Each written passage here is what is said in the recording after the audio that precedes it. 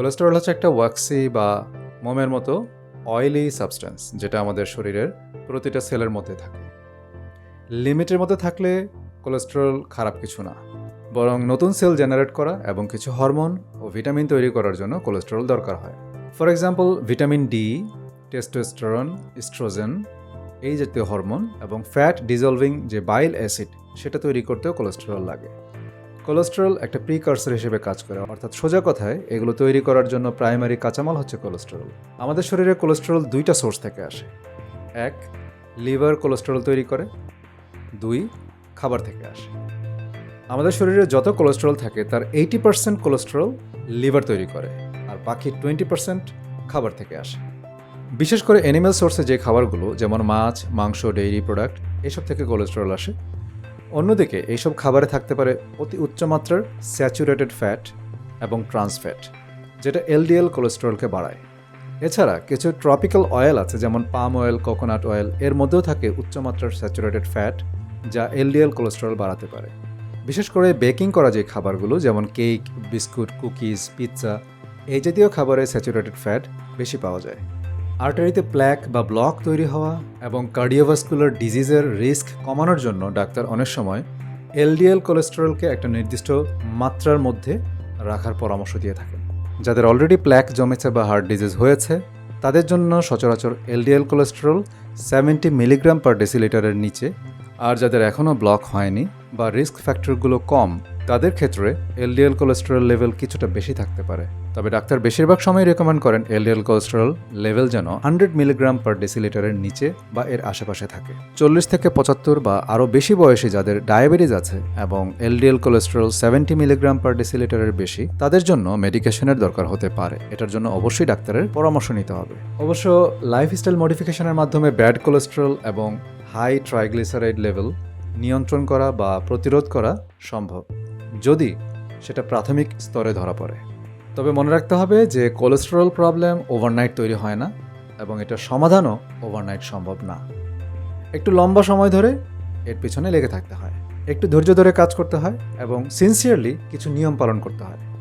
Social মিডিয়ায় সেলিব্রিটিদের content দেখে যদি মনে করেন যে ওহ পাইছি, আজকে থেকে আমি ভেগান অথবা ভেজিটেরিয়ান, কালকে থেকে আমার কোলেস্টেরল প্রবলেম গন, তাহলে কিন্তু আপনি বোকার স্বর্গে বাস করবেন। কোলেস্টেরলের 3টি মেজর টাইপ আছে: লো ডেন্সিটি লিপোপ্রোটিন বা LDL cholesterol, high density lipoprotein বা এইচডিএল কোলেস্টেরল এবং ভেরি লো ডেন্সিটি লিপোপ্রোটিন বা ভিএলডিএল কোলেস্টেরল। আমাদের শরীরে বিশেষ করে এলডিএল কোলেস্টেরল এবং ট্রাইগ্লিসারাইড যেন অতিরিক্ত বেড়ে না যায়, সে ব্যাপারে ডাক্তাররা প্রায় সতর্ক করে থাকেন। আর এর সাথে মেডিকেল সায়েন্স আরও বেশি সতর্ক করে স্যাচুরেটেড ফ্যাটের ব্যাপারে, কারণ এটাও হার্টের সমস্যা তৈরি করার জন্য one of the major players. খাবার থেকে কোন বয়সে কি পরিমাণ কোলেস্টেরল নেওয়া যাবে এটার কোনো সুনির্দিষ্ট গাইডলাইন নেই, কিন্তু ব্লাড কোলেস্টেরল বা সেরাম কোলেস্টেরল লেভেল সর্বোচ্চ কেমন থাকা উচিত বা কেমন থাকলে সেটা হার্টের জন্য কম ঝুঁকিপূর্ণ, এ ব্যাপারে চিকিৎসা বিজ্ঞানে খুব ভালো গবেষণা হয়েছে এবং রেকমেন্ডেশনও আছে। ইন্টারনেটে রিলায়েবল অনেক মেডিকেল রিসোর্স আছে। American Heart Association, Health Line, National Institute of Health, Harvard Medical School, John Hopkins University, এই ওয়েবসাইটগুলো একটু ঘেঁটে দেখতে পারেন। আশা করি একটা ভালো আইডিয়া পাবেন। কোলেস্টেরল প্রবলেম সলভ করা বা কমানোর জন্য মেডিসিন লাগবে কি লাগবে না, কখন মেডিসিন লাগবে, এসব ব্যাপারে বেশ কিছু ইনফরমেশন এসব ওয়েবসাইটে শেয়ার করা আছে। এমনকি কিছু কিছু ওয়েবসাইটে ওষুধের জেনেরিক নাম পর্যন্ত সাজেস্ট করা আছে। কিন্তু আমার পরামর্শ হচ্ছে, ওষুধ খাবার ব্যাপারে অবশ্যই রেজিস্টার্ড ডাক্তারের পরামর্শ নিয়ে খাবেন। আপনি হয়তো বলতে পারেন যে আমি এটা না বললেও আপনি ডাক্তারের পরামর্শ নিয়ে ওষুধ খেতেন, কিন্তু এমন এক্সাম্পলও আছে যে কোলেস্টেরল ওষুধকেও গ্যাস্ট্রিকের ওষুধের মতো খেতে শুরু করেছে, অথবা খরচ বাঁচাতে কম্পাউন্ডার কিংবা মেডিকেল রিপ্রেজেন্টেটিভের পরামর্শ মতো ওষুধ খাচ্ছে। এটা করবেন না। ওষুধের ব্যাপারে পরামর্শ করতে অবশ্যই ডাক্তারের কাছে যাবেন।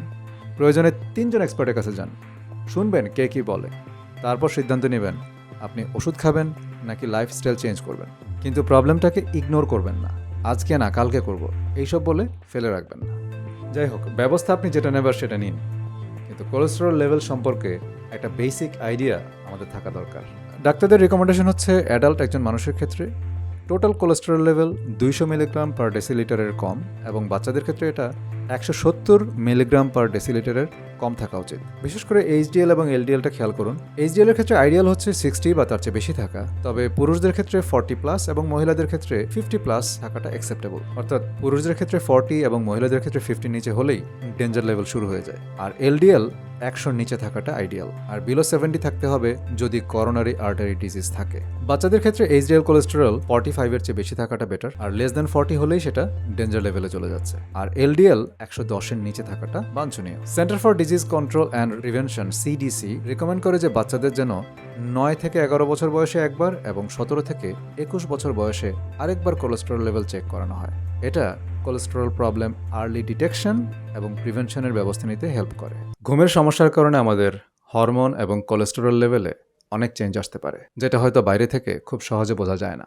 ঘুম এমন একটা সময় যখন আমাদের বডি নিজেকে রিস্টোর করে, রিচার্জ করে আগামী দিনের জন্য। এ সময় শরীর অনেকগুলো হরমোন রিলিজ করে, যে হরমোন স্ট্রেসের কারণে শরীরের টিস্যু এবং সেলুলার লেভেলে যে ড্যামেজ হয় সেইগুলোকে রিপেয়ার করতে পারে। এই সময় বডি রেস্ট করে, অন্যান্য অর্গানও রেস্ট করে, ব্রিদিং স্লো হয় এবং রিল্যাক্স হয়, হার্ট রেট কমে আসে, ফলে হার্টও তার ব্যস্ততা কমিয়ে নিজেকে রিপেয়ার করার চান্স পায়। এই ঘটনাটা নতুন না, আমৃত্যু ঘটে, কিন্তু আমরা মিড লাইফে পৌঁছানোর আগ পর্যন্ত এটা নিয়ে তেমন একটা কেয়ারই করি না। 2705 জন অ্যাডাল্টের উপর একটা গবেষণা হয়। 2019 সালের 22 জুন আর্টিকেলটি পাবলিশ করা হয়। দেখা যায় যে যাদের রাতের ঘুম কম হয় তাদের হাই ট্রাইগ্লিসারাইড এবং লো এইচডিএল হওয়ার টেন্ডেন্সি বেশি থাকে, আর যারা প্রায় 8 ঘন্টা ঘুমিয়েছে তাদের এইচডিএল কোলেস্টেরল ছিল সব থেকে বেশি। বলে রাখা ভালো যে শুধু ঘুমের ফলে এটা হয়নি, খাদ্যাভ্যাস, এক্সারসাইজ এইসবও ছিল। একদিকে যখন হাজার হাজার মানুষ কোভিডে মারা গেছে তখন সেটাকেই আমরা অনেকে পাত্তা দেই নাই, আর এখানে মাত্র 2700 মানুষের উপরে গবেষণা, এটা আর তেমন কি বিষয়। 15 আগস্ট 2020 আরেকটা গবেষণাপত্র প্রকাশিত হয়। গবেষণাটি হয় চায়নার বিখ্যাত engineering and coal mining company Kailuan group of company লিমিটেডের 34,260 জন কর্মীর উপরে। শুরুতে গবেষণার মধ্যে পার্টিসিপেন্ট ছিল 1,15,000। এরপর বিভিন্ন প্যারামিটারে যাচাই বাছাই করে 34,000 কর্মীকে 5টা গ্রুপে ভাগ করা হয়। কেউ 5 ঘন্টার কম ঘুমায়, কেউ 6 ঘন্টা, কেউ 7 ঘন্টা, কেউ 8 ঘন্টা, এবং আরেকটা গ্রুপ ছিল 9 ঘন্টার বেশি ঘুমায়। গবেষণায় তারা খুব ইন্টারেস্টিং একটা জিনিস খেয়াল করেন যে 9 ঘন্টার বেশি ঘুমানোর সাথে লো লেভেল অফ এইচডিএল এর সম্পর্ক খুঁজে পায় তারা। অর্থাৎ কম ঘুমানো যেমন ক্ষতিকর, তেমনি অতিরিক্ত ঘুমও ক্ষতিকর, এবং তারা চায়নাতে গ্রোয়িং ডিসলিপিডিমিয়া সমস্যার প্রতিরোধের জন্য রাতে 7 ঘন্টা ঘুমানোর বিষয়টিকে এনকারেজ করেন। আর্টারি ওয়ালে কোলেস্টেরল জমতে বেশ কয়েক বছর সময় লাগতে পারে।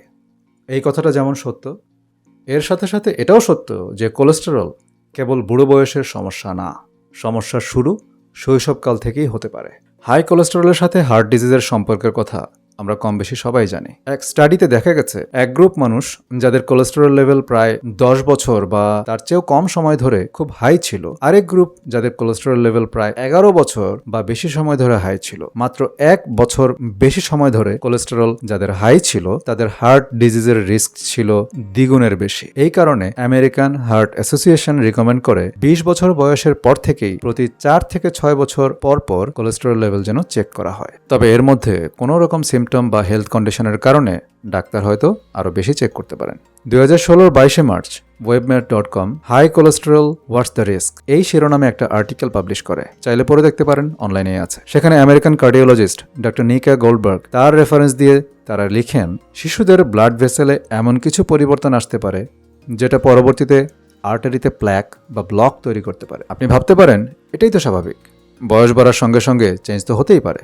আপনি বৈজ্ঞানিক গবেষণা বা ফাইন্ডিংসকে তুড়ি মেরে উড়িয়ে দিতে পারেন, বিন্দাস থাকতে পারেন, কেউ আটকাবে না। তবে জেনে রাখেন যে এই বাচ্চা যখন 50-60 বছরের বেটা বা বেটি হবে, হাই কোলেস্টেরল এবং হার্ট ডিজিজ নিয়ে বিভিন্ন দেশে বা hospital two hospital medical tour করে বেড়াবে, তখন তার ভেতরে যদি কোনো আফসোস বা দুঃখবোধ দেখেন, সেটার পেছনে আপনার আজকের নেগলিজেন্সির অবদান অস্বীকার করতে পারবেন না। জাস্ট ফর দ্য রেকর্ড বলে রাখলাম, আপনি লাইক করেন বা না করেন, that's your choice. I am sure এই কথা শুনে কারোই ভালো লাগার কথা না, কিন্তু কেন বললাম? কারণ সেই একই লেখায় পাবেন ডক্টর গোল্ডবার্গ বলেছেন 20-30 বছর বয়সে যে প্ল্যাক তৈরি হয় সেটা শরীর থেকে চলে যায় না। ওভার দ্য টাইম এই প্ল্যাক একটার উপর আরেকটা জমতে থাকে। যেভাবে বছরের পর বছর নদীতে পলি জমে জমে নদীর নাব্যতা হারিয়ে যায়, তেমনি বছরের পর বছর কোলেস্টেরল জমতে জমতে ব্লাড ভেসেলের ভেতরে নাব্যতা হারিয়ে যায়, অর্থাৎ রক্ত স্বাভাবিক গতিতে প্রবাহিত হতে পারে না। এরপর যখন হঠাৎ একদিন কথা নাই, বার্তা নাই, ফারাক্কার বাঁধ খুলে দিলে আচমকা বন্যায় মুহূর্তে সব তলিয়ে যায়, তেমনি 20-30 বছর ধরে কোলেস্টেরল জমতে জমতে প্ল্যাক তৈরি হওয়ার কারণে হঠাৎ কোনো কারণে সুইচ গেট ভেঙে আর্টারিতে রক্তের ফ্লো বেড়ে যেতে পারে। সেটাকে অবশ্য রক্তের বন্যা বলে না, এগুলোর সুন্দর ফ্যান্সি নাম আছে, স্ট্রোক, হার্ট অ্যাটাক। শুনলেই কেমন একটা খানদানি ভাব চলে আসে, একটা ভিআইপি ফিলিং চলে আসে। হসপিটালের যেমন 3 স্টার 5 স্টার থাকে, সম্ভবত এই ধরনের রোগ হলেও একটা 3 স্টার 5 স্টার ফিলিং কাজ করে। নয়তো আমরা এগুলোর ব্যাপারে এত উদাসীন থাকি কি করে?